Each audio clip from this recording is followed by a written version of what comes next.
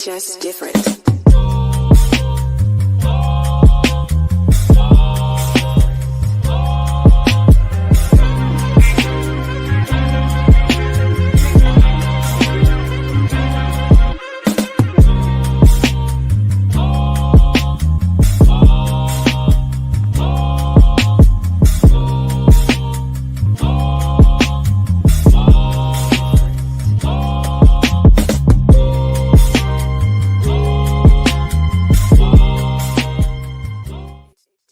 Yes, sir. Yes, sir. Yes, sir. Yes, sir. What's going on? What's going on? Your man Wildcard Mar back in the building. It's another episode of I.O.W. Sports 370, but we're going to start doing the things a little different on Mondays. Some of the fellas got different obligations. They can't be here. So I was like, you know what? Let's go ahead and get this collaboration started. It's been a collaboration in the making that needed to happen a long time ago. So we finally made it, joining the team. Collaboration of I.O.W. Sports Network and Tony the Savant. Had to bring in my Brody. He's going to be here with us every Monday. Everybody, Tony the Savant. What's up, bro? Yo. What's good, big bro? What's good? What's good? Man, you said it, man. This is the LeBron and D-Wade people been waiting on.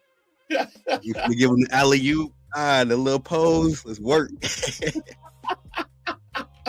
As always, always a great time. So, Tony the Savant, he's still going to have his YouTube channel. I.O.W. Sports Network is still going to have ours. We still are separate entities, but collaboration that needs to happen. It's going to happen right here, right now, every Mondays. So I know that the backdrop looks different, the logo looks different, but please believe it's still the same I.O.W. Sports show. I just wanted to make my brother feel special because he's part of this. That's all. Definitely appreciate that, big bro. For real.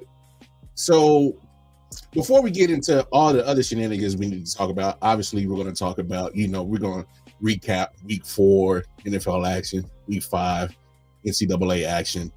And we'll talk about, of course, we got doubleheader Monday Night Football.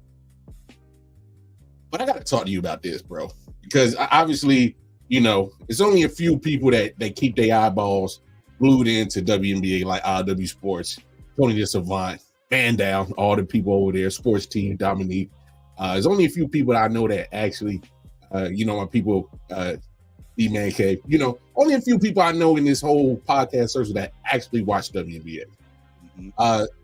So I know you've been hearing me talk about it, but dog, what's up with WNBA's marketing, bro? Why the hell they keep putting these damn playoff games on Sundays, bro? Bruh, and you know what? I feel horrible because I've been meaning to keep tabs.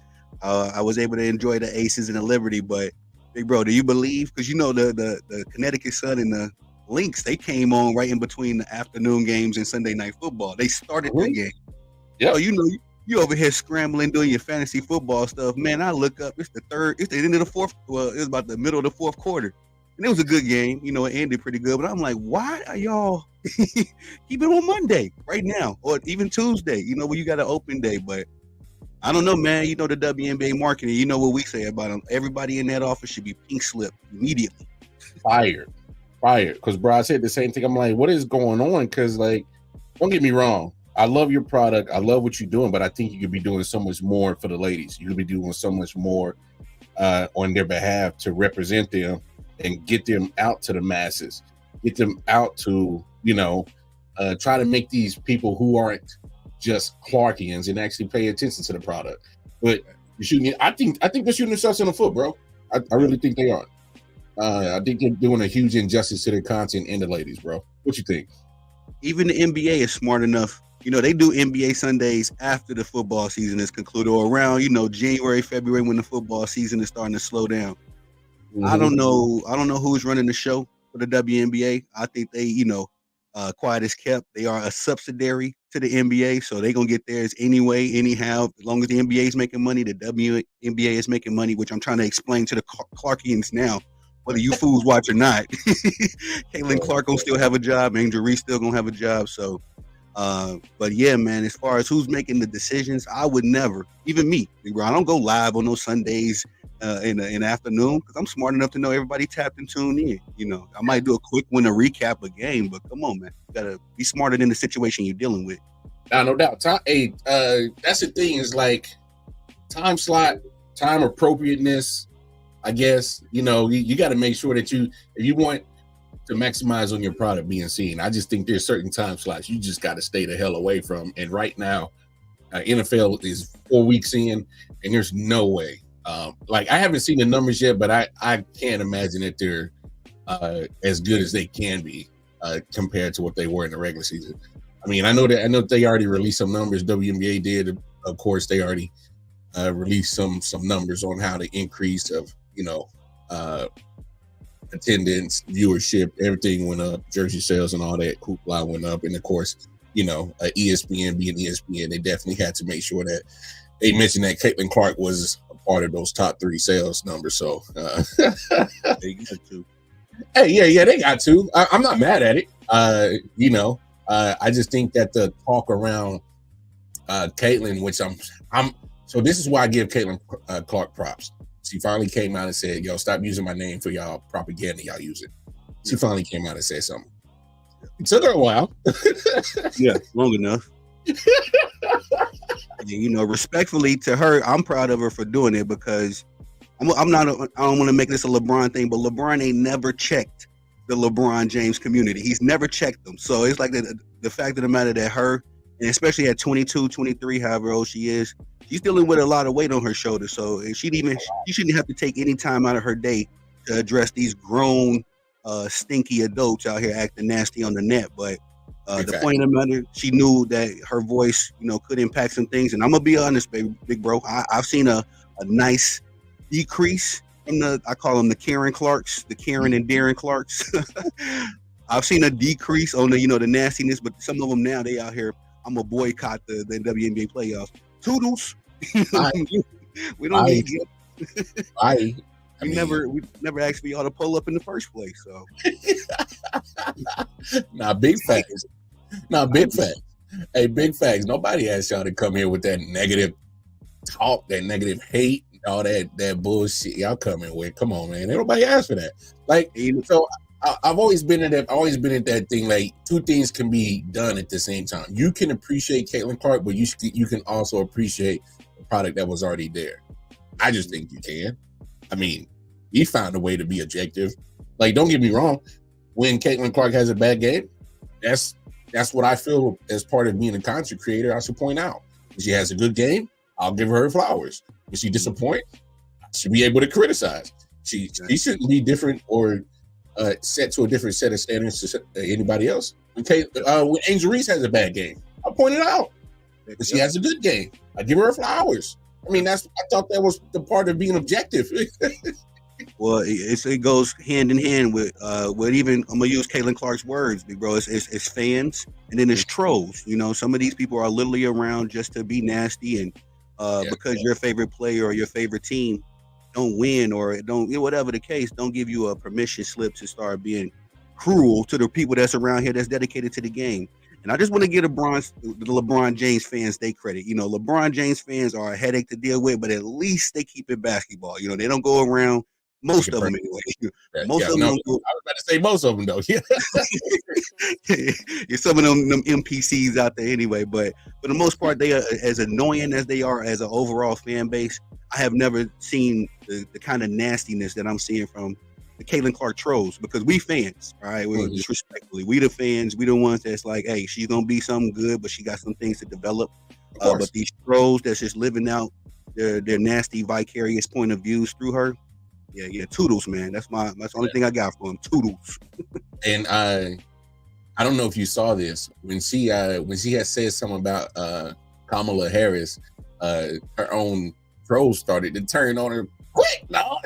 yeah, and that's how you know they trolls, man. Because here's the thing: Steph Curry. I don't make it political, but Steph Curry aligned himself with Madame Vice President Harris. And I don't really necessarily agree with that, but at the same time, I'm not going to sit here and be, I hate Steph Curry all of a sudden. This is how these people operate, man. So Yeah, man. It's just crazy, dog. It's just crazy. I mean, it's nuts. Hot take, Jake. What's happening, man? I should have clipped something because Nick was talking hella junk last week. He said, "Tell Jake it's going to be 30-9 Jets." He was right about 9 points. Somebody getting there. He wasn't right that it was going to be his team losing. Yeah. Ugliest game of the year, man. I promise you. I think that Patriots Rams. Was it the Rams that made it to the Super Bowl when it was only like 13-3? Yeah, 13 to something. Yeah, it was oof. That's the ugliest game I've ever seen in my life. But that Jets Broncos game was right there with them trying to take it. It was pretty bad. That was pretty bad to watch. I don't even know how they got clips for a highlight game to put together on ESPN because there wasn't much you could really pull from that game. But anyway, we'll talk about a little NFL action in just a minute. I just had to grab your ear on that because obviously, we're true, real WNBA fans that appreciate the WNBA, has always appreciated the WNBA. And I don't know about you, and I'll let you speak on this in a second. It's just this year, I've seen some just nastiness and just rhetoric centered around the WNBA that I'd never seen before. I didn't care for. And to be honest, after like the first 2 weeks of the regular season, I was like, I turned all my like TV off. I just turned it off. I just like, let me watch the product. And I was sick of it by week 2. Like, I got tired of hearing about Caitlin Clark this, Caitlin Clark. She's the meal ticket. Look, as a real fan, I can admit that yes, he did bring in some money that the WNBA's never seen before. Some viewership and numbers did go up. That's fine. I can also appreciate that from Caitlin Clark.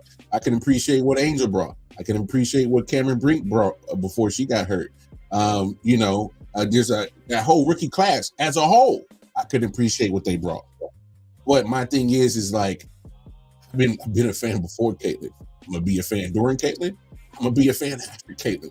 And let's get one thing straight.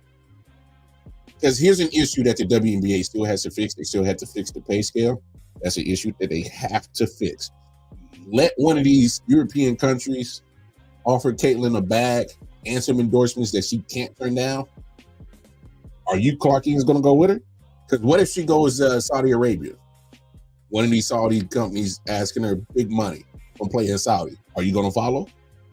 So my thing is like, dog, let's keep that same energy on all levels at all times. Be consistent. That's all. Be consistent. What you got to speak on it, big dog? Hey, now you said enough right there, big bro. Honestly, it comes hand in hand with, if you've been watching the WNBA for the last 28 years, I'm sure like you've been, like I have, big bro. I remember the Cheryl Swoops era, the Rebecca Lobos, and we can move on to the Maya Moores, Candace Parkers. I remember all these ladies before they got into the league, and now that they're legends. It comes down to being a sport of the product. A fan of the product. And if you're a fan of the sport of basketball, that's how I even started watching the W. I was an NBA guy first, and then they all of a sudden introduced us to this WNBA stuff, and I was curious, and I loved it, and I've been glued to it ever since. But a lot of these people, man, and I don't think it's really a racial thing, because I was on Man Down. We was kind of discussing this because I see grown black men and black women doing the same kind of nastiness. Exactly. It just come down to people that probably ain't never played a sport in their life, let's be honest, and they hopping on the wave. Caitlin Clark is the new toy on the shelf. And I say about year 3, year 4, we ain't gonna hear from these folks again. They wasn't interested genuinely from the jump. Man, that's strong words. I love that. I love that you brought up that it wasn't racial, because I never thought it was racial, because I've seen it from both sides. I've seen it from all types of colors, creeds, religions, sexual orientation, whatever. I've all seen them behave in some old miscreant way when it came to Caitlin Clark. So I don't think it had no actual true face. It just people who they were, in my opinion, hopped, like you said, hopped on the bandwagon, when she was in college in Iowa. Oh, look at a little Midwestern white girl. She's shooting like Steph Curry. I love her. But they don't still. They couldn't even tell you what a zone defense is. They couldn't tell you what hand checking was. They couldn't tell you what an ISO was. Couldn't tell you nothing. But they just saw. Yeah, go ahead. You could. I asked this dude. I was actually having an exchange of dialogue. I'm like, hey, what Caitlin Clark averaged her freshman year in college? What was her numbers like then? You fools is just y'all listening to ESPN telling you what to say, and then you coming up against us real people that got knowledge. She averaged 12 points a game her freshman year, just by the way. So it's like, come on, man. If you wasn't here before she got famous, and it's almost like sometimes you got to talk to your woman. Like if you wasn't around when I was in the gym, don't come around when I blow up. And that's what y'all trying to do. Y'all trying to ride Caitlin Clark her wave now that she done blew up, and now you think you a fan or whatever you calling yourself. But yeah, you cooked on that one, big bro. Honestly, really. Now, I feel you on that, man. You wasn't with me shooting in the gym. Come on now. Hey, Toodles. Hey, so that's our thoughts on WNBA playoffs. Let's move on because week 5 in college football, man, some great action that went down. What caught your eye week 5 of college football, bro? Big bro, I don't know what it is about them Kentucky Wildcats, man. On all sport fronts, they are just a fighting team, man. And what was it, 2 weeks ago? They gave Georgia all they could handle and ended up losing by 1 point. And then I had Jackson Dart as my sleeper for the Heisman. I don't think Ole Miss was really on the map like that, but Jackson was pretty much impressive. I feel like as the duration of the season went on, he'll get a little bit more pressed, but not after that. Kentucky gonna have to get ranked eventually. They got Boise State in there. They're gonna have to put Kentucky in there off heart alone, not on record. Nah, that's no doubt. It's funny that you mentioned that Kentucky and Ole Miss game because I've had this taken, and I'm curious to hear your response about it. Because obviously I'm a big fan of Deion Sanders, and obviously I'm pretty sure we'll talk about him in a second. But I love how the needle gets moved on how the narrative gets talked about him. But nobody talks about how flamboyant Lane Kiffin has always been, and he ain't won a damn thing. But he's just as loud and boisterous and confident as Prime is. He'll give his headlines. He'll give his little bulletin board material. But yeah, nobody treats him like they do Prime. I'm just throwing it out there. I mean, call me crazy, bro, if I am. I mean, you let me know if I'm crazy. No, you cooking. And you know what it is, big bro? We got to address it. I mean, we can kind of do away with the racial stuff in some situations, but, the complexion of protection, man. If Prime was just 10 shades lighter, then he would just be a fiery Nick Saban-like coach, But, when you got the skin of our kin, then it's like, oh, no, you toxic. You tearing down the youth. Like, what? Prime all his career has promoted and been a great role model. Now, I don't agree with everything he say, of course, but I say 97% of the stuff that Prime says and does, he got meaning and purpose behind it. And, sometimes some folks don't like that. They don't like a strong-willed, may I say, black man promoting positivity and good fathership. I mean, not to even bring, Lonzo Ball and LaMelo Ball. The Ball family. Yeah. They did their best to demonize him, with both his sons on Max Deals right now. One of his sons, not so much, but everything he prophesied and envisioned for his kids before he had them came true. So not everybody agrees with that, and I think that's kind of what it is. Because I agree. I don't know how Lane Kiffin be getting all his sounds mic'd off. Even the coach at Oregon, I seen it last year in Oregon and Colorado. It's like, oh man. This dude pulled the cameras into the locker room. Y'all, okay, if Prime would have did that, you know what I mean? Hey, what's good, buddy? What's good, man? What's going on, Ping Productions? Yeah, bro. I just had to throw that out there because I was like, I know I'm not crazy that Prime, he gets talked a lot different than what Lane Kiffin does, and I swear they just about in the same league on about the when it comes to just being loud and boisterous. I feel like they in the same league, but. It's just funny how the needle gets moved on that. But no, I will say this. Ole Miss, I feel like they do this every year with Lane Kiffin and Ole Miss. They'll get ranked. They'll start moving up the rankings, and then they drop the ball. And then next thing you know, by the time it comes to playoff time, they're nowhere near the playoffs. And now, I'm not saying they're out of the playoffs. Luckily for them, because it's 12 teams now, they still got time to get back in this thing. But if they don't make it to the playoffs, we got to start looking at Lane and be like, bro, you looking a little overrated, dog. You looking a little, like, it's cool that you be having these good recruiting classes, because he does. He recruits well. Yeah. But these early rankings don't always mature to late season top rankings. They usually lead to them, fighting for the Carmax Bowl or the Mayo Duke's Mayo Bowl. So I mean, I'm just saying, I'm just calling it what it is. At some point in time, Lane Kiffin and Ole Miss always end up playing in that no-name bowl that nobody gives a damn about. So I'm just saying. You always gonna have those front-running coaches, big bro. It's all across the board. Some coaches are just good enough to get you there, and then you got the coaches that that we regard as the quote-unquote greatest of all times, or just great coaches. They get you over the hump. So, Lane just might be one of those front runners. He might be a good, like you said, recruiter, a good developmental coach, but you need a Nick Saban, a Kirby Smart if you want to get over the hill. So, yeah. Oh, speaking of Kirby Smart, I'm glad you brought him up. For some reason, he can't. He got a demon with Alabama. They be getting on that boy's head, dog.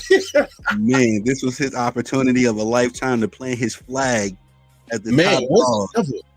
Was it ever? Okay, so looking at that game, obviously first half, Alabama was dominating. It was beating the dog piss out of the dogs. All right, we'll give him that. Yeah. And so I love the fight that Georgia had. They came back, and then next thing you know, the last damn near 5 minutes of this game, they trading blows back and forth. And hey, cool. Yeah. So what does it say more about one of the other teams? Did you come out thinking some way differently that one team is feeling some way different about them? What was your outcome on your thought process on both of these teams after that game that got finished? You know what, big brother? That was such a great game. I had so many emotions. I was tweeting during that game, like at the beginning, I'm like, Kirby Smart on the hot seat. I know that's crazy to say, but some coaches, like we were just talking about, some coaches, man, you're not marked by your wins and losses. Some coaches are in the realm of you're marked by the rivals you beat, and especially in the SEC. SEC is one of them. Is the NFL of college football. So every win for a SEC team versus another SEC team is bragging rights for a year. And so you had an opportunity with Nick, the Nick Saban era is over. I'm gonna say this. I'm very impressed with what Kalen DeBoer is doing, because this was their first real test. And man, he had his boys locked in. I'm talking about rookies, 2 rookies wearing number 2. Ryan Williams was thoroughly impressive. Bro, oh my God. Bro, and he got another 3-4 years of eligibility. He gonna be in the draft next year. I say he do his sophomore year, he gonna be in the draft.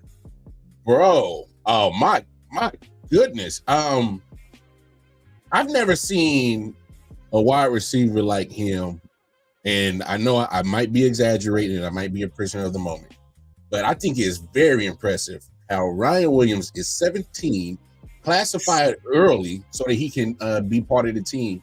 And not only just be part of the team, but be a key piece of the team.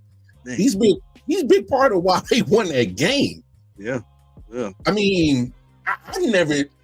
When's the last time you seen a wide receiver so impressive like this in the NCAA? It's been a minute, bro. This guy's impressive at 17 years old, man. A freshman too, bro. Like we could talk about some cats, but by the time we heard about Megatron out there in Georgia State, Georgia Tech. He was a junior, senior. He was already well into his collegiate career. But I can't think of anybody that made their name as a rookie, as a freshman in the biggest game. You know what I mean? On the conference. It's like, dude, you chose today. He a legend forever. He ain't gonna never pay for another drink in Alabama, man. Oh, no. Matter of fact, he's not paying for a meal. Well, he can't drink because he's 17. He'll never pay for a Shirley Temple, and he'll never, extra grenadine, my Sprite, please, with extra cherries. Yes, hey, whatever you want, right? On the house, whatever. It's all good. He ain't got to worry about nothing, because it's one thing to be a part of the team. It's another to be like in that moment, facing that team, being a part of that team and actually like doing work. Like there's a difference. There's a huge difference. I'm very impressed with Ryan Rims. I'm pretty sure there are teams right now trying to look how far out it's going to take, what draft class he's going to be in, and they're already trying to find a way to make room cap wise and start tanking for him. I don't want my Chiefs to tank for him, but the way that our wide receiver room is looking right now, I got 3 Super Bowls in the last 5 years. I mean, if y'all want to go ahead and chill out and get ready for Ryan Williams, I got no issues. No issues. I like that. It's same with Packer Nation. We just lost Christian Watson. I don't think we got an injury update, but it's the same thing. And I'm like, hey, by the time it's time to start paying all these dudes, Ryan should be coming out. Go ahead and let Wicks read, let them walk. And come on by, young man. Somebody going to have to get sacrificed for Ryan Williams, bro. Hey, no doubt about it. Somebody got to get sacrificed for Ryan Williams. That dude's impressive. Hey, that was a big game. Obviously, I don't think Georgia losing, I don't think they slip out of the rankings too far down, because that was a very impressive way to come back. Now, if some of those voters want to knock them on their first half, I mean, I can understand you dropping them a few spots, probably because they was at 2. I can see them going to like maybe 9 or 10. Anything past playoff seeding, as in top 12, I still think they're a playoff team, regardless of that loss. Well, the new AP poll, big bro, but they got them at 5. So I think that's fair. That's rightly, that's I'm fair. I'm fine with that. But I gotta say this about Georgia, all right? And we're gonna have to clip this one up, big bro. If they lose against Texas, now Texas is in the SEC now, but you can't let the new kid on the block come run your block. So if y'all don't knock off Texas, now I don't want to hear nothing else about Georgia. I don't care about all that. They ain't lost a regular season game. They like 40-3 the last 2-3 years. But if you let Texas, and if they got to run with Arch Manning, Quinn Ewers, I don't care. If you let Texas win, bro, it's over. I don't want to hear nothing else. And then y'all can get into the playoffs, but I just don't want to hear nothing else during the season until I see something else. That's fair. I mean, because here's the thing: when we get down to these last few playoff rankings in this season, there's going to be some 2-loss teams that's going to be on the brink that might get in and then might get out. I think that's just what it comes down to when you expand it to 12 teams. Having 1-loss teams at this point is expected. I think that's fair to say. Now, when it comes to these 2-loss teams, that's when you're going to start having a debate. And I don't hate your take. I don't. But Texas got to worry about Oklahoma first, because they got the Red River shootout this upcoming weekend, and I'm not saying Oklahoma is that great of a team, but they're still ranked. Their defense doesn't look like a Big 12 team anymore. They look like they belong in the SEC, so I'll give Oklahoma that credit. They had a little a slight little hiccup in their offense this past weekend. I can't remember who they were playing. It was the SEC. Auburn. Yeah, they was. Yeah, it took a minute for their offense to wake up, and Auburn could have won that game if we're being real about it. But I don't think they had enough firepower in their offense. But if Texas gets past Oklahoma like I'm expecting them to do, because I think Texas is the better team, and I had this conversation with some people. I think Quinn Ewers gets his job back. This is a situation where I don't think he loses his job because of injury. And I understand who's the backup, Arch Manning, who's been playing phenomenal in relief of Quinn Ewers. But in a moment like this, playing Georgia, this ain't playing Mississippi State, this ain't playing University of Louisiana Monroe, this ain't playing UTSA, this ain't them.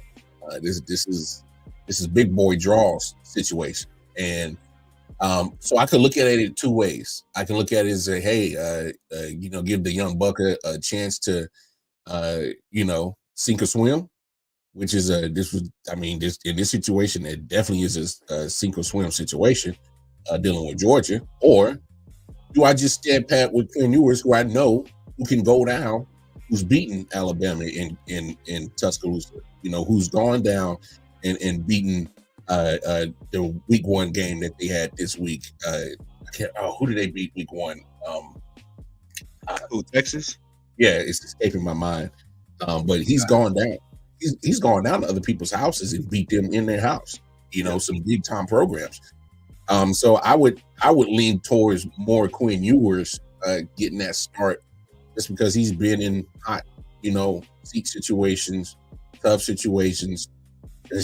And we also got to put in this into account, Tom. There's a reason why Arch Manning hasn't started besides of the injury. Quinn Ewers has been that good that Arch Manning has been collecting his NIL money, which is a big check, on the sideline. He's been collecting a big check on the sideline. That has to speak volumes for something. We can't sit here and act like Quinn Ewers is trash. I don't think that's the case. What's your thinking? What direction would you go if they were to get past Oklahoma, and then you got big bad Georgia on the schedule, and a desperate Georgia at that, because they got one loss. They can't lose no more. I'm right there with you, Big Bro. And now here's the kicker. Quinn Ewers was the number one prospect to win the Heisman this year. So you can't have a Heisman candidate playing no backup because at this point, if Arch is the starter, then it's a popularity contest. You know what I mean? And Arch he got the name, he got the family, all that. The Mannings are royalty in the football world, especially in the quarterback realm. But at this point, you said a mouthful. Arch is a reason they had an off season. They know that Quinn Ewers is the best guy for the job. So yeah, I'm putting Quinn back in, especially if all the marbles on the table. You got these big SEC games coming up, OU, Georgia, and so forth, so on. You want to actually make your mark as well. First year in the SEC, you want to make your mark in the college football. First year in the 12 team format. It's a lot on the line, So, but I will say this too, just as a on the other side of the coin. If Quinn Ewers wanted to chill, because he in the NFL already, so barring no injuries and all that, if Quinn Ewers wanted to chill, I'm like, all right, I'm a top 10 pick. If I never play another college game again, let Arch go out there and have his fun. But there is that. It's kind of like a two sides to a good coin. You know what I mean? Whichever way. But if I'm the coach, I'm going with Quinn. Yeah, no doubt. What team out there that you think in the college football world has thoroughly impressed you that you think nobody is talking about right now? Bro, this is crazy because now I don't know if you knew. I think we kind of chopped it up last year. I remember being on the stream with you, and y'all boys was cooking on some college sports. So this is my rookie year of covering college football. I'm a little bit more adept with college basketball, so I'm going for the Rookie of the Year award. Personally. But I'm gonna say this. As a guy that's on the outside looking in, maybe I don't have all of the knowledge that I need right now. Every time I think I got an answer, these dudes switch up. Like the college football just switch up the question. Here I am over here front running. The U is back. These dudes barely win. After doing all that yickety yakking to the Florida recruits, y'all out here fighting tooth and nail against Virginia Tech, which I think is ACC, right? Like, yeah. Well, to be fair, I think Virginia Tech, their program is starting to get built up a little bit better, because they've always had this little moniker that they were actually a good team. And that there points in time, especially in my childhood, Virginia Tech, you're talking about especially Michael Vick days, and there were some days after it where they actually had some squads that were pretty damn good. They never really got to the mountaintop, but they were fielding some good teams. And last few years, they've been having some down times. I think most college football fans can admit that Virginia Tech hasn't been the same program. I think the U kind of went through the same thing, but I think Miami, they are definitely a better squad.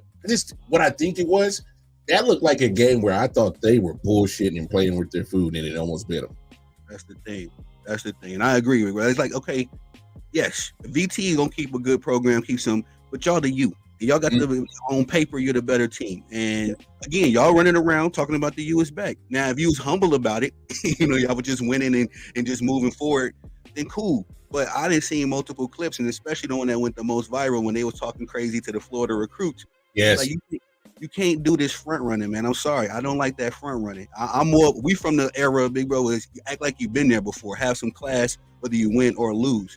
The new era is all about, all right, we won one game, we here, and it's like living in the moment too much. But But overall, I would have told you Georgia last week because I've been petitioning for Georgia. I thought it was kind of crazy that they didn't get a chance to three-peat last week.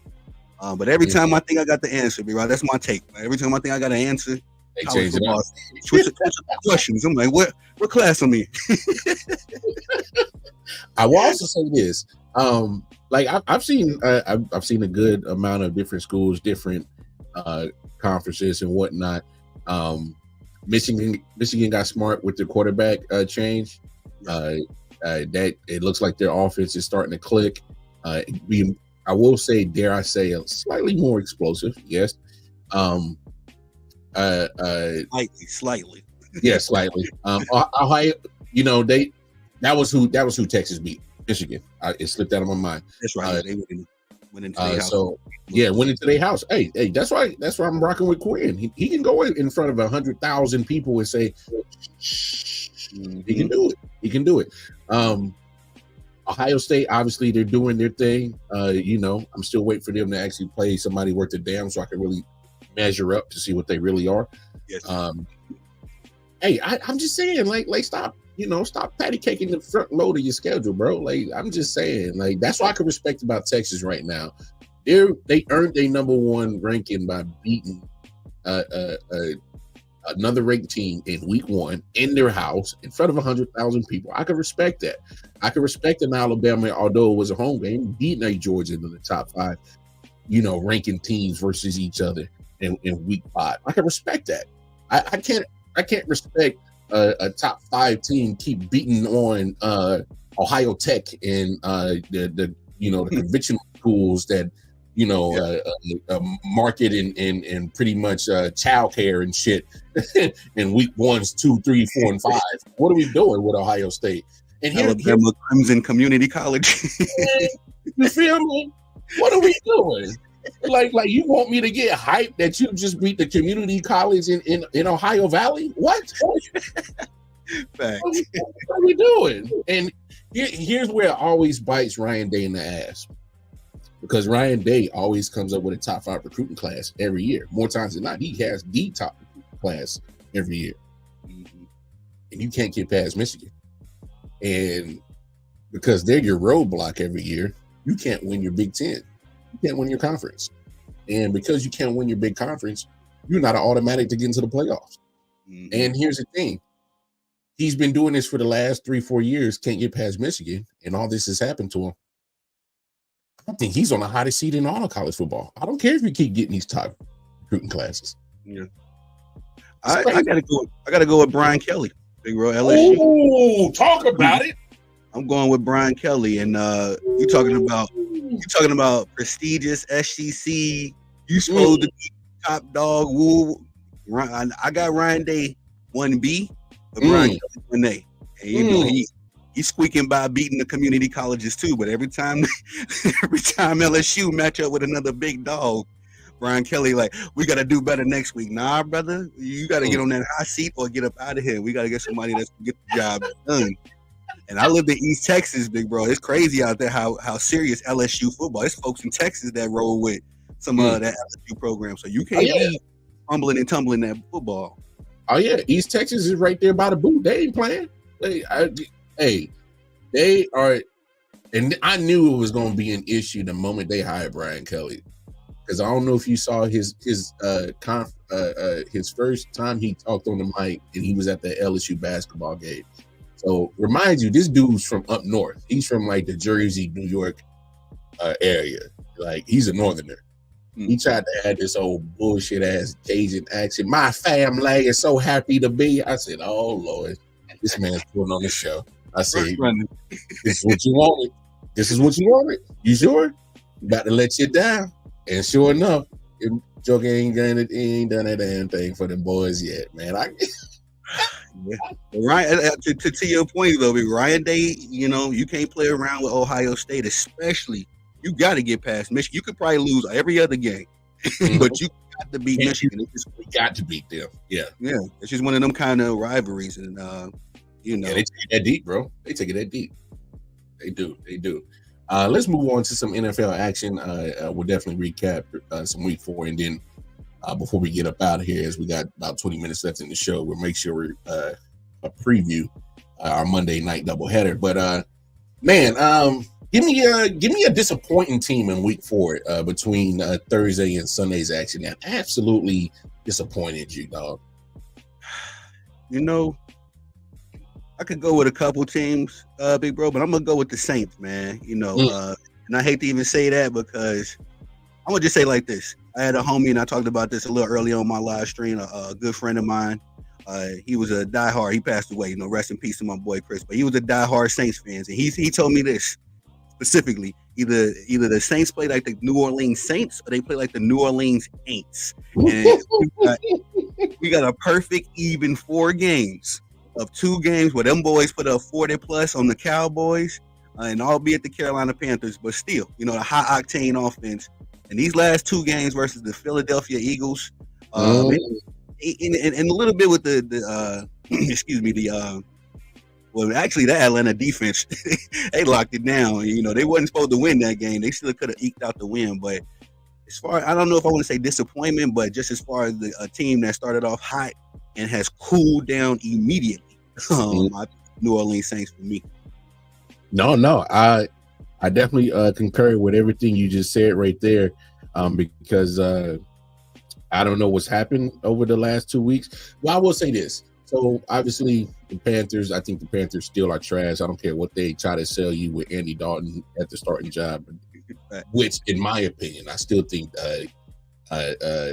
he wasn't calling the same offensive, you know, with Bryce Young and that's another story.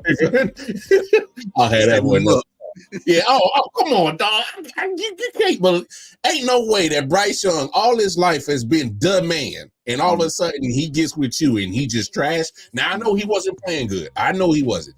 But damn it, we ain't gonna act like everything is all sunshine and flowers around this guy. Because come on, and ain't no way that all of a sudden Andy Dalton just resurrected his career. We're gonna beat the Raiders and we're gonna give the Bengals a fight. Oh, on the break. I ain't buying sound good. Yeah, you shit sound real good, but nah, ain't gonna fool me. No, but I definitely understand what you're talking about with the Saints because, I don't know what it was. Vic Fangio, I guess, found the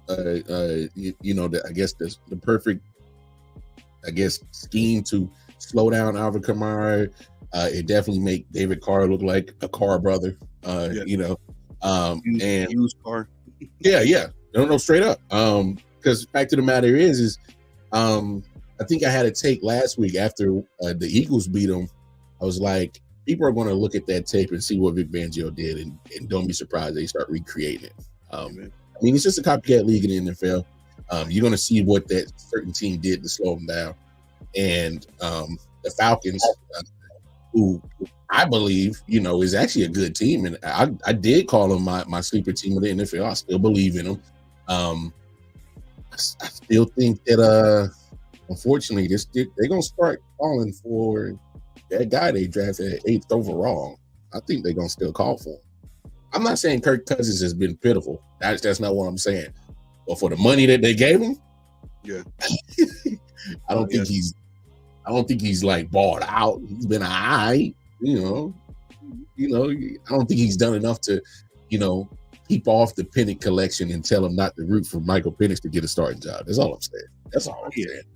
So, and that was a good win against the Saints because you got to beat your division rival. So I think he gave himself another week or two, But yeah, he got about 1 or 2 games because we already seen him lay an egg a couple times. So with that first week against the Steelers, they didn't even score a touchdown. I'm like, hey brother, I ain't paying you $100 million for 10 points. Arthur Blank looking for a receipt. Hey man, what's a return policy on this? Hey, he thought he was at Home Depot in his joint that he run. Hey, what's a return policy on quarterback? Nah, bro. You gonna say he dry? You on the hook for that, pimp? Yeah, it's crazy. Nah, no doubt. An NFL team that disappointed me. Oh man. I'm kind of like you. There's a couple of teams that just been playing some disappointing ball so far. But in week 4, for sure, I know I know they won. But I just gotta say it, man. I'm slightly disappointed in the Cowboys, but I shouldn't be. And the reason why it is because we see this so many times. We see it every year. They get all the hype, they get all the publicity, and especially from their delusional fan base. And it's been happening so much. I think I'm falling for this situation right here and feeling sorry for them and disappointed in them is because y'all made the Giants look like a competent football team on Thursday. What the hell was that? I lost money on y'all sons of bitches because I'm damn sure this is about to be a 40-10 type of game. Easy. Oh, I thought I was making easy money. I'm talking about, dog. I put all my parlays. I said, oh, and that I know they ain't been running the ball well, but that Zeke about to at least get 25 apiece. Zeke about to eclipse 50. Y'all, he about to do his thing. Oh man, CeeDee Lamb about to get 150, 2 TDs. I'm putting up. I'm going to over on just about everything I put on the parlay, man. I did like a five leg parlay, and I'm watching that game. I said, "You sorry sons of bitches, man." That's because Dan Quinn took all of the schematics, and that defense went from top 5 to top 25. They are exactly the 25th best defense in the league, and I don't understand. I don't get it. Now they got all these injuries. It ain't gonna get no better from here. That's a good point right there. Micah Parsons is gonna be out for a few weeks. DeMarcus Lawrence gonna be out for multiple weeks. His sounds more severe than Micah's. And yeah, no, you bring up a good point. Their defense is going to look a lot different. Give me interject real quick, but Trayvon Diggs got banged up that game too. So I forgot about that. No. So they're missing pieces all on their whole offense. That's going to be a little bit rough for them. Great point, my brother. Guy, give me a team that impressed you in Week 4. Who knew that Sam Darnold had a damn Superman cape in his locker somewhere, big bro? And I'm like, hey, I'm Pack Nation to the day I get up out of here. Man, this man came out the gate lighting us up. When I ain't talking about no Justin Jefferson. Justin Jefferson got his in, but he was a little bit more down the line third quarter-ish. But Sam Darnold, bruh, and the Minnesota Vikings losing J.J. McCarthy. After a minute, we talk a little bit about Michigan. They had their whole, organization centered around that young man. He went down, preseason injury. And Sam Darnold said, I got you, gang. I got you. Yeah, looking like 2023 Brock Purdy. But just because I had a front row seat to that annihilation that they put on my Packers. And then we did the whole Georgia thing. We made a bit of a run to come back and make it look good. But that game was not close. And I don't know what to tell you. Now, and I want to say this. We are down Jair Alexander and that kid Carrington. But no way in the world you're supposed to get your doors blown off by the Minnesota Vikings, me personally. Nah, no cap. That somebody would have called me. I'd have called somebody crazy if they had told me Week 4 that we're looking at a 4-0 Minnesota Vikings team. I'd have been like, shut the fuck up, bro. You tripping? Put some money on that. Yeah, you on some Sherm. You on that wet. You tripping like a mug. Like, come on, stop. Hey, whose leg you trying to pull? I'm like, hey, you on that crank, bro. Stop. And here they are. And the crazy thing is, Sam Darnold's been playing good football. He's minimizing turnovers. I know he's had a few interceptions on the stat sheet, and that's understandable. I mean, what quarterbacks want to go without turnovers? But compared to what the narrative was about his career, he was injury prone and turnover prone. He's minimized the turnovers. He's maximized on his production. It definitely helps when he has weapons like a Justin Jefferson. Jordan Addison as a solid complementary piece. I know you're a Packers fan. Y'all said, hey, Aaron Jones, get the hell out of here. We'll take Josh Jacobs. But there's a little bit left in Aaron Jones. There's a little bit left in his tank. And so he has complementary pieces. And he's getting complimented by his defense. His defense is, come on. Yeah. Hey, I've asked a couple of people and they shot me down quick, but I'm just going to say this. How do you not put Brian Flores' name in coaching, in conversation at the end of the season. He's the hottest coordinator right now. Yeah, no, I agree. Right now, this was a signature win for him. I think he's gonna get a little bit more attention now. I think everybody was kind of waiting to see, if they could beat somebody decent, but they did. They beat the.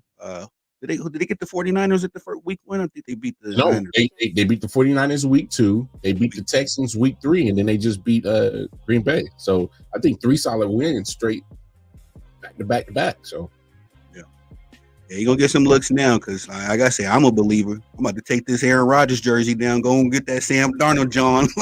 Vikings for life. You beat up my team like that, bro. If you can't beat them, join them. My man going straight KD route on him. He's like, nah, man, I'm gonna rock with this guy. Okay. Hey. You've seen it before. We've seen this movie before. Hey, won't be the last time we've seen it in sports. It won't be the last time. Hey, I just gotta say this one time, and I said it last Monday. Now, last Monday, I would have sounded like a prisoner of the moment just because it just happened. I don't think so now. Hey, we got to start looking at the Washington Commanders a little bit different. Good point. You just got to Jaden Daniels, I thought was the most polished quarterback coming into the draft, even over Caleb Williams. I know Caleb Williams had the popularity. I've never been a big fan of Caleb Williams, and this is why. Jaden Daniels, the only knock that I had against him was him learning to protect himself. Slide, don't take the unnecessary hits. And it's starting to look like he's starting to figure that out. Starting to slide a little bit more, not take the unnecessary hits, especially some of those hits he was taking when he was at LSU. I'm like, bro, you trying to kill yourself? Like, what are you doing? No doubt. He just finally threw his first interception, but for the most part, still 26 to 30 is very efficient. I mean, the guy's efficient. The yards may not be crazy, but he's doing enough and he's definitely utilized Scary Terry. Hey, I got a dog out there in Terry McLaurin. Let me use him. The running game is going, and he's included in that. He's getting his carries. Obviously, he's not doing 14, 15 carries like Lamar Jackson, but his 7 to 8 carries makes the difference on how you defend that defense or defend that offense on defense. So I just think at some point in time, got to start looking towards the Commanders' way. And one thing that scared me about them was their defense. And I know it was the Cardinals yesterday, but if the defense finally started showing up and showing that, hey, y'all jokers ain't gonna have all the fun on offense. It's time for us to have some of this fun. So they chipped in on that for sure. But no, I would say watch out for Washington Commanders. Now, this week, you don't sound so much like a prisoner of the moment. You're kind of looking like, okay, well, maybe we should start looking at these guys. It's just 2 great victories on the road by a rookie quarterback and his squad in 6 days. That's no matter who the competition is. That is very hard to do in the NFL.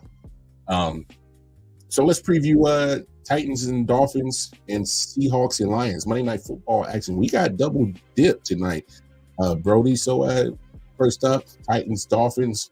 How you feeling about this game and who you rolling with, man? And this gonna probably be another ugly. I don't know. I say this though, as far as my fantasy football, I need Devon A. Chain to have the game of his life. I need this man.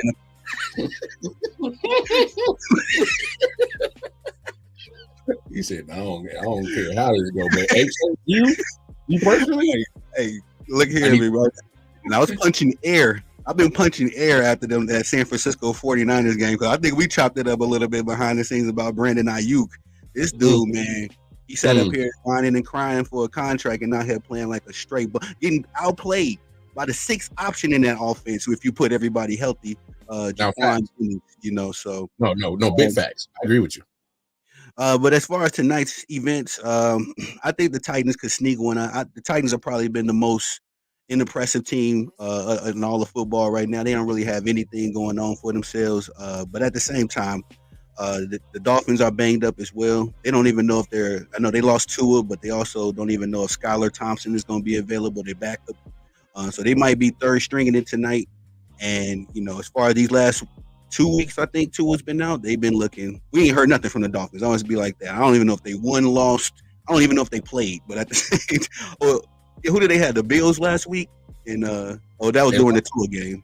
That was week 2 to the Bills. They lost that one, and then Seahawks they went up to Seattle and got dog walked. That's right. Yeah, Devon A. Chain laid an egg on me. So yeah, as far as it might be a little bit easier.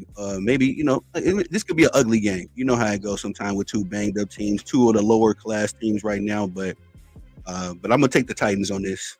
Price week this out. No, I'm actually feeling the same sentiments you are. I think the Titans get this dub.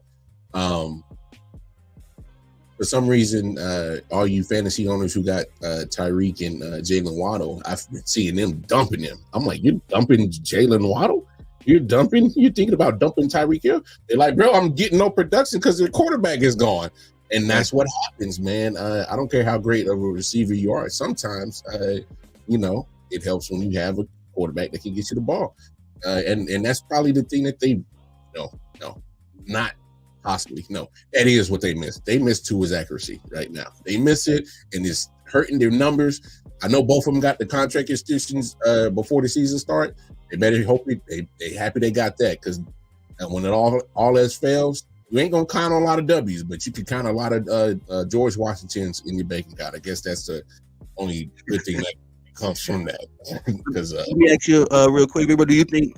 And I'm pretty sure you didn't cover it on the late night shows, but do you think Tua should retire, or how you feeling about that? Because I think he should, man. The human in me says he should, because I think you should have life after football. And he has 2 kids, he has a wife, and obviously me being married and having children, to me that's far more important than anything else. So I would, but at the same time, if he came back and played, I understand, because you've been playing this game all your life. He still is relatively young, 20, 25, 26 years old. And if he feels like, we've seen Teddy Bruschi come back from a stroke and play NFL football for 4 more years. That's a good point. We've seen Alex Smith come from literally losing his leg and play a couple more years. Mm-hmm. Now, playing with the head is one thing. That's something totally different. But still, the human in me says he should definitely hang it up. But I would understand if he went back, just because, he in his mind is telling his body, like, bro, we still can flame this month. We still can, and that itch for playing doesn't just go away because all these people are in your ear telling you you should retire at 25, 26 years old. So whatever decision he makes, I think he needs to make it with his family, not based off of what the Dolphins want, not based off what the NFL wants and what fans want. It needs to be based off what him and his family want. And that's the best advice I could give him if he was to ever get his ears on this. But yeah, man, I see both sides of it. I would be fine whatever answer Tua comes up with, whether he decides to sit it down or continue to play. I can see both sides. So I say, retire, because I got my bag. Toodles. What? Another concussion? Nah. Let me get this thing. Got my 30 M's. I'm gonna start some real estate. I got some M's, man. I'm good. I'm straight, dog. Hey, and that was another thing coming into this season that I thought was very great for him, was that he got the contract. Because obviously 2 years ago he had the concussion issues. Last year he he played all 17 games and stayed healthy, and he played and he earned the contract. So I'm like, okay, well, y'all gave it to him. But I look at the Dolphins like, when you first started having the issues 2 years ago, you should have been looking for an insurance plan, and you never did. So now you're stuck with bum ass Skylar Thompson. Tim Boyle, who was your 3rd string, he's not even starting. They're getting Tyler Huntley to start tonight. So that tells you about Tim Boyle. So yeah, Dolphins are not in a good position without Tua, regardless of who's back there or not. They need Tua. So Titans get this game, and they're desperate for a win too. So let's move on to Seahawks Lions before we get out of here. How you feeling about this game and who you're rolling with, Brody? My Packers blood say don't ever choose the Lions, but look, I like what the Seahawks are doing. They got a bit of that Dan Quinn magic with Mike McDonald, a defensive-minded coach. Yeah. I think that Geno Smith is having a bit of a revitalization, although we always see a little joke from Geno every year, no matter where he's at. He have a couple good games for you, but I think the Detroit Lions, man, I'm gonna go with them because it's just too many weapons. They took a bit of a loss against the Buccaneers. The Buccaneers came back, got it out of the blood, but that don't really deter me. The Buccaneers have been impressing me this year, so I'm gonna go with the Lions. Just too many weapons over there, man. That's fair. That's fair. Aiden Hutchinson. Excuse me, I've been meaning to sing the praises of Aiden Hutchinson, who is looking generational, and he remind me of Urlacher, Clay Matthews. That old school linebacker. I'm gonna hit you, come get you, and I'm gonna take the interception. Hey man, that's no cap on that one. Aiden Hutchinson, he's been playing out of his mind lately. I don't know what he's on, but he on something else right now because he's been balling. Yeah, he's been doing his thing. I figure on that. This is actually a good matchup. I like this matchup right here. You got two teams that really I think can make some noise in the NFC, regardless of who wins this one. So obviously, this is to me, in my opinion, a playoff seeding type of game so early in the season. But I think both of these teams are going to be in the thick of things when you get closer to January. But I'm gonna roll with the Seahawks. I just love the momentum that they're on. Like you said, Geno's been playing better football than he did last year. He looked like the Geno 2 years ago when he was in Seattle, more clean with the football, more accurate football. And he's been getting that football around to Tyler Lockett, Jackson Smith-Njigba, and DK Metcalf. I think they're getting Kenneth Walker back tonight. I'm not 100% sure. So they're getting some pieces on that. But I also like what they're doing on defense. Like you said, McDonald has, he was a former coordinator for the Ravens. We know what they're known for is defense. And he's kind of been putting his fingerprint on their defense. So, yeah, I'm going to rock with the Seahawks tonight. But definitely a great matchup tonight. Definitely when that ends tonight, y'all tap in with myself. I'll be doing a late night hour show recapping both of those games because I'll be glued into them right here for sure. Hey, man, but you know what it is, man. Like I said, this is still I.O.W. Sports Show, but on Mondays, due to some complications from the other crew, they won't be able to make it. But from here on out, until further notice, it'll be me and Tony the Savant. So make sure you tap in with I.O.W. Sports Network for sure. On the YouTube channel, make sure you tap in with Tony the Savant, his YouTube channel. Congratulations, my brother, just passed 800 subscribers. Good business on that. Go ahead, drop the socials where the people can find you at, bro. The firstborn is the YouTube, and thank you, big bro. Just putting in that work. It's Tony the Savant across the board, man. Twitter, Facebook, Instagram. So just thank y'all, man, for the love and support, and appreciate you, big bro, for having me up. I look up to you, man. You keep doing your thing. I'm on your heels, man. I'm on your heels. Nah. You ain't looking at me, dog. We seen each other eye to eye, bro. They just don't know the takeover is underway. They just don't know. they won't know it until we've taken it from them that the takeover really happened. So they'll understand shortly, my brother. But hey, man, great collaboration. This has been making in a long time. We finally got it to happen. So it's happening every Monday. Tap in right here, 5 p.m. Eastern Standing Time. And hey, you heard what the brother said. Y'all go ahead and tap in with all his socials right there, right next to my finger. You can tap in with me, Casey Rock Armar, on Twitter. All the I.O.W. Sports Network social media platforms is at the bottom. And hey, we'll see y'all next Monday. Well, Tony the Savant, I.O.W. Sports Network, another episode. Peace and love. We out, y'all. It's just different.